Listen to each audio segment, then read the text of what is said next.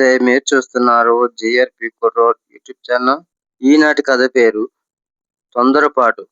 ఈ కథలోని ముంగీస మరియు ఒక ఇంటిలో నివసిస్తున్న పండితుడు భార్య మధ్య జరిగే ఒక చిన్న కథ ఇది. ఇక కథలోకి వెళ్దాం. ఎంత వారైనా తొందరపాటులో తప్పులు చేస్తుంటాం. చివరికి ఆ తప్పును తెలుసుకొని బాధపడుతుంటారు. తొందరపాటు ఎప్పుడూ ప్రమాదానికి హేతువు. శివరామపురం అనే గ్రామంలో విష్ణు శర్మ అనే పండితుడు ఉండేవాడు.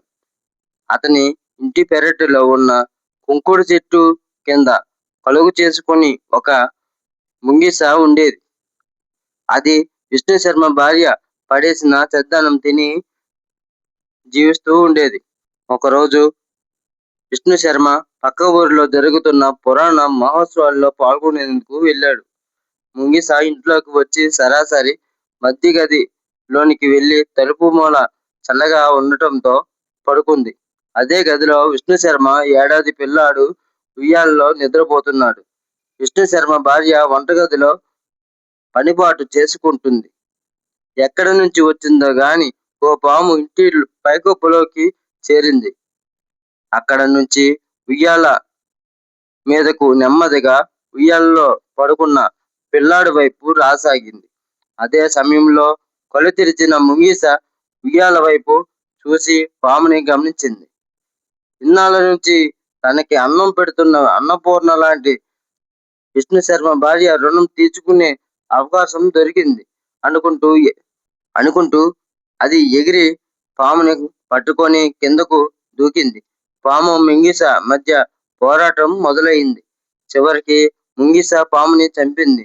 ఆ తర్వాత అది తను చేసిన పని విష్ణు శర్మ భార్యకు చూపించాలని వంటగదిలోకి వెళ్ళింది. నోటి వెంట రక్తంతో ఉన్న ముంగిసను చూస్తూనే అది తన పిల్లాడికి ఏదో హాని తలపెట్టిందని భావించింది. విష్ణు శర్మ భార్య చేతిలో ఉన్న పచ్చడి బండను దాని మీదకు విసిరింది. ఆ దెబ్బకి పాపం ముంగిస చచ్చిపోయింది.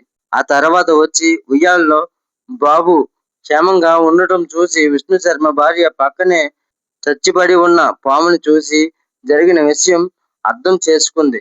అనవసరంగా తొందరపడి ముంగిసను చంపినందుకు బాధపడింది. ఈ కథ ఎలాగుందో మీ కామెంట్ రూపంలో తెలియజేయండి. అలాగే ఈ కథలోని నీతి ఏంటన్నది కామెంట్ రూపంలో తెలియజేయండి. ఇంకా మరిన్ని కథల కోసం ఇప్పుడే చూడండి జీఆర్‌పీ కుర్రోడ్ యూట్యూబ్ ఛానల్. ఇక ఈ ఛానల్ని సబ్స్క్రైబ్ చేస్తారని కోరుకుంటున్నాను.